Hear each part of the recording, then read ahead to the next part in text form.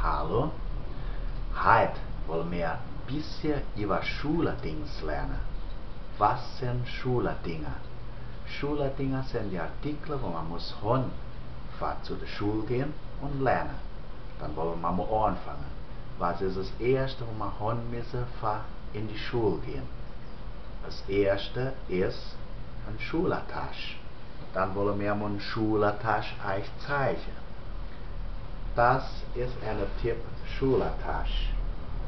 Die Schultasche von einer hängt da, was sie so dran, oder dann auch ein Bändel an sich dran hängen, dass sie nicht so schwer gibt, was sie dran in der Rest. In der Schultasche sind ein Haufen Artikel drin. Dann von den Artikeln, wo man der erste zeigen wollen, was man muss haben, wenn man anfängt zu lernen. Das wird der Lapis. Der Lapis ist gemacht mit Graphite drin. Und so, wenn man verkehrt schreiben tut, kann man mit dem Bourrage, wenn der andere Seite im Lapis ist, ausmachen. Das da ist noch ein Lapis, wo noch nie benutzt wird, weil der hat noch keinen Stift an sich gemacht gekriegt. Daher haben wir noch zwei Lapisse, das sind 3 Lapisse. Hier das sind 2 benutzte Lapisse. Der da hat einen guten Stift an sich, die ist gut gemacht. Der da hat einen schlechten Stift an sich, ist schlecht gemacht. Muss man auch eine Bourrage haben. Der Bourrage ist für ausmachen, was man verkehrt schreibt oder malt. Demnach in der Schule benutzt man auch Bleifeder. Das da ist ein blau Bleifeder. Das da ist ein rot Bleifeder. Da fehlt ein Stegelchen. Das da ist ein schwarz Bleifeder. Das hat sein Degelchen, wo die Bleifeder hier schonen tut. Weil wenn sie fällt so runter mit dem Kugelchen auf den Boden, dann geht sie kaputt, dann schreibt sie nicht mehr richtig.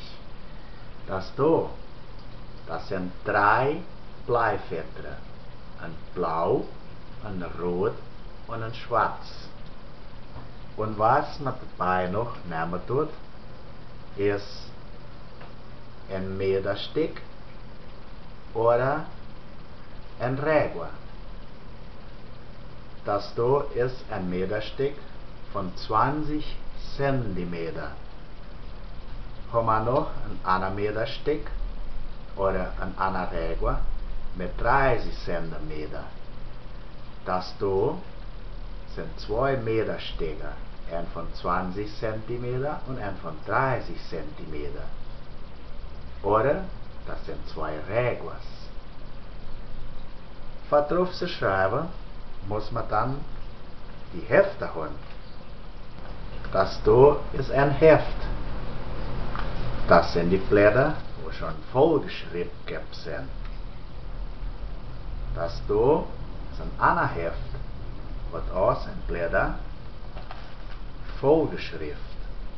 Das da sind 2 Hefte. Für Zettelchen machen, wird man das da Zettelchen mit Hand geschrieben. Oder dann hat man das Zettelblockchen, wo man verschreiben kann, für die Leute kleine Stückchen schreiben.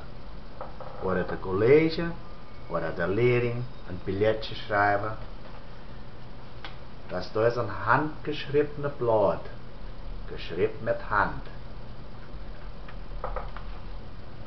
Das da ist ein gedrucktes Blatt.